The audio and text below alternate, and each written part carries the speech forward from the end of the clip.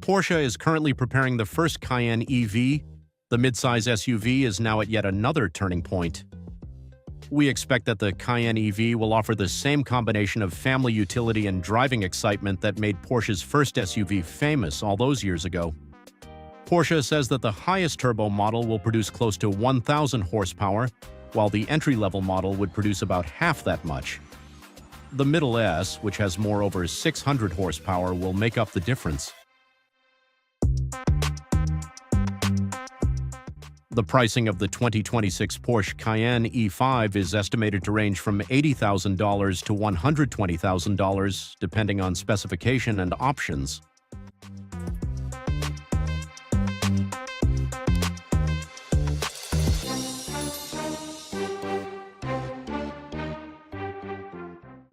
Porsche's electric vehicles all use an 800-volt electrical system, which contributes to their rapid charging speeds.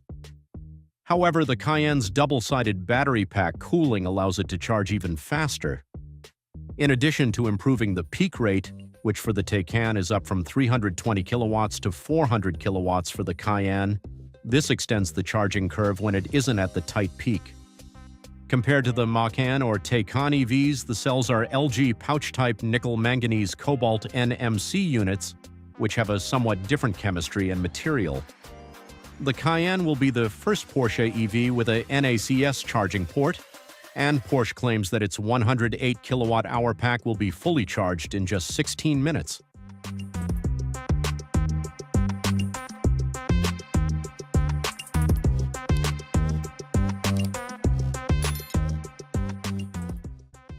At debut, 3 Cayenne versions will be available: Basic, S, and Turbo.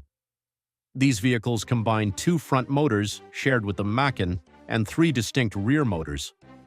They have a hairpin winding design, and the S and Turbo rear motors have a unique new feature: internal oil cooling between the rotor and stator.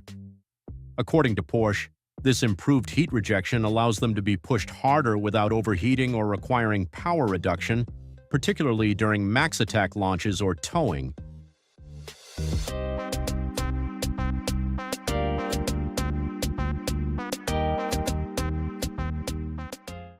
The EPA range rating for the longest range version should be around 320 miles, based on Porsche's claim of 373 miles on the less demanding European WLTP test cycle. Turbo variants include side blades that power out of the rear haunches at speeds above 37 miles per hour, somewhat improving aerodynamics and range. Porsche states that with the blades extended, the Cayenne EV's coefficient of drag increases by 0.06, resulting in an additional 6 or 7 miles of range.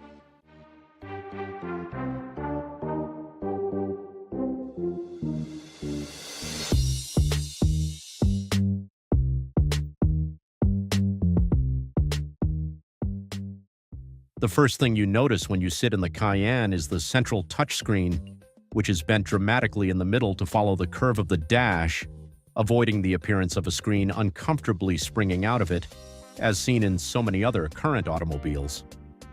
Porsche is also throwing a lot of new technology at the Cayenne EV, though many of these items will cost extra.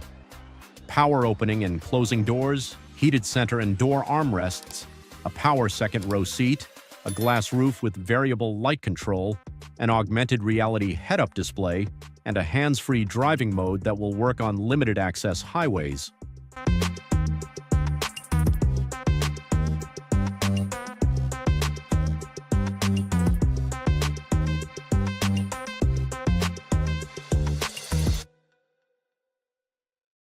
The Cayenne also gets the excellent active ride system from the Taycan and Panamera, and the body control and ability to absorb bad roads are just as impressive in the Cayenne as in the lower-riding Porsches.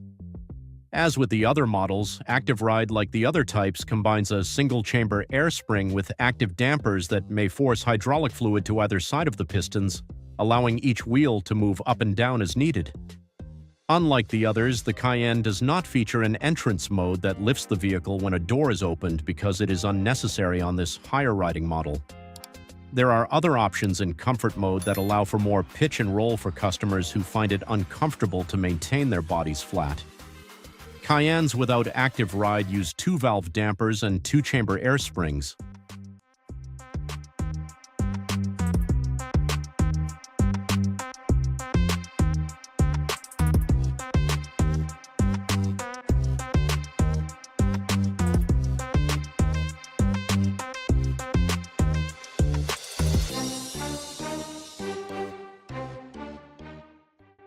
The Cayenne EV will be almost 1,000 pounds heavier than the gas-powered Cayenne, but it will also be significantly faster, as anticipated, with a curb weight of slightly under 6,000 pounds. The Porsche Turbo is said to reach 60 miles per hour in less than 3 seconds and 120 miles per hour in less than 10. Because of this, it would be faster than the Turbo GT. Crucially, the Cayenne EV has excellent brake pedal feel, agile steering, and strong dynamics, much like a Porsche.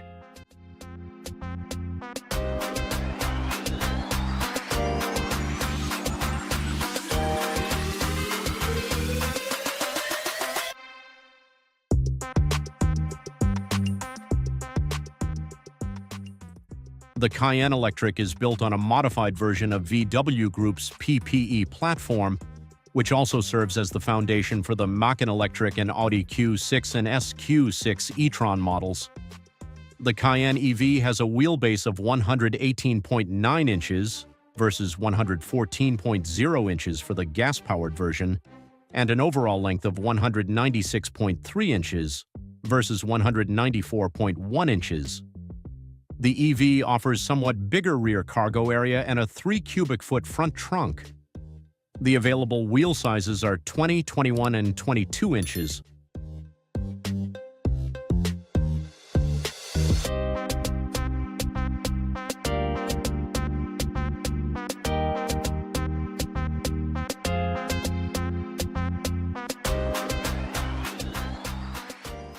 The Cayenne has always had off-road capability, and the electric edition maintains that. The off-road package removes the lower half of the front splitter to enhance approach angle. We navigated a variety of challenging difficulties at an off-road track in Basella, Spain, which Porsche has developed every model of the Cayenne. We observed a 25-degree angle on inclines, drops, and side angle on the gauge, reading when navigating twist ditches with wheels hanging high in the air and on various climbs.